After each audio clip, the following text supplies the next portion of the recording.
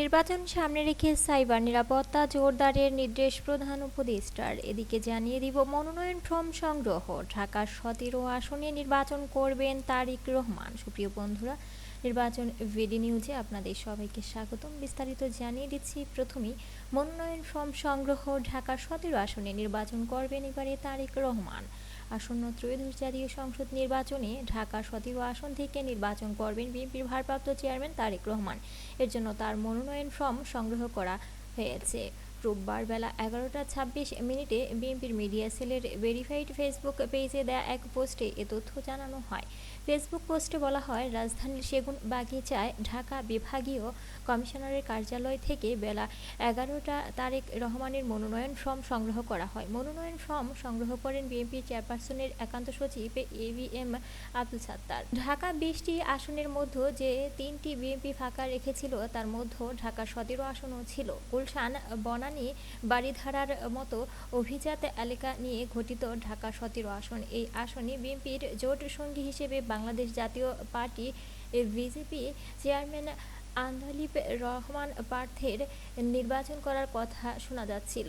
BNP সূত্র থেকে জানা যায়, শনিবার ঢাকা 17 আসনে ভোটার হওয়ার জন্য আবেদন করেন তারেক রহমান। এর মধ্যে বিএনপির জ্যেষ্ঠ নেতারা তাকে ঢাকা 17 আসন থেকে নির্বাচন করার জন্য অনুরোধ করেন। বিষয়টি জানার পর তারেক রহমানকে সম্মান জানিয়ে ঢাকার এই আসন ছেড়ে ভোলা 1 আসন থেকে নির্বাচন করার সিদ্ধান্ত নিয়েছেন বাংলাদেশ জাতীয় পার্টির বিজেপি চেয়ারম্যান আন্দালিব রহমান প্রার্থী।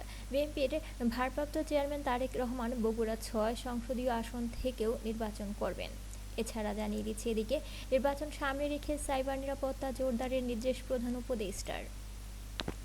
আগামী জাতীয় সংসদ নির্বাচন ও গণভোটকে সামনে রেখে সব ধরনের সাইবার নিরাপত্তা নিশ্চিত করতে জাতীয় সাইবার সুরক্ষা এজেন্সিকে নির্দেশ দিয়েছেন প্রধান উপদেষ্টা প্রফেসর মোহাম্মদ ডক্টর ইউনূস। তিনি বলেছেন, নির্বাচনকে কেন্দ্র করে তথ্য প্রযুক্তিগত সক্ষমতা বাড়াতে হবে এবং যে কোনো ধরনের সাইবার অপরাধ কঠোরভাবে মোকাবেলা করতে হবে। রোববার 26 ডিসেম্বর রাষ্ট্রীয় অতিথি ভবন যমুনায় প্রধান উপদেষ্টার সভাপতিত্বে অনুষ্ঠিত জাতীয় সাইবার সুরক্ষা কাউন্সিলের সভায় এ সকল নির্দেশনা দেওয়া হয়।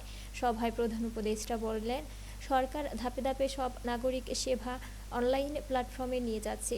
দেশে ও দেশের বাইরে অনেক সেবা ইতোমধ্যে অনলাইনে দেওয়া হচ্ছে। সব সেবা নিরাপদ ও নির্বিঘ্নে রাখতে সাইবার নিরাপত্তা জোরদার করা অত্যন্ত জরুরি। নাগরিক সেবার সঙ্গে যুক্ত খাতগুলোকে বিশেষ গুরুত্ব দিয়ে সুরক্ষা ব্যবস্থা গ্রহণের নির্দেশ দেন তিনি বলেন, সাইবার সুরক্ষার দায়িত্বে থাকা প্রধান প্রতিষ্ঠানগুলোকে নিয়মিত সফটওয়্যার ও হার্ডওয়্যার হালনাগাদ করতে হবে। একই সঙ্গে এসব ব্যবস্থার সঙ্গে যুক্ত জনবলকে আরও দক্ষ করে গড়ে তুলতে হবে। প্রতিষ্ঠান ও সংশ্লিষ্ট জনবলকে একটি রেটিং ব্যবস্থার আওতায় আনার কথাও বলেন তিনি, যাতে সাইবার নিরাপত্তার বাস্তব মূল্যায়ন সহজ হয়। ফিনান্সিয়াল খাতে কোনো ধরনের সাইবার অপরাধ করে যেন কেউ পার না পায়, সে বিষয়ে বিচার বিভাগের পাশাপাশি জাতীয় সাইবার সুরক্ষা এজেন্সিকে কার্যকর ভূমিকা রাখার নির্দেশ দেন প্রধান উপদেষ্টা। এ ছিল, সুপ্রিয় বন্ধুরা, আমাদের নির্বাচন ভিডি নিউজের সর্বশেষ আপডেট তথ্য। পরবর্তীতে আরও আপডেট পেতে চ্যানেলটি সাবস্ক্রাইব করবেন আর বেল বাটনে ক্লিক করে রাখবেন সকল ভিডিওর আপডেট সবার আগে পাওয়ার জন্য।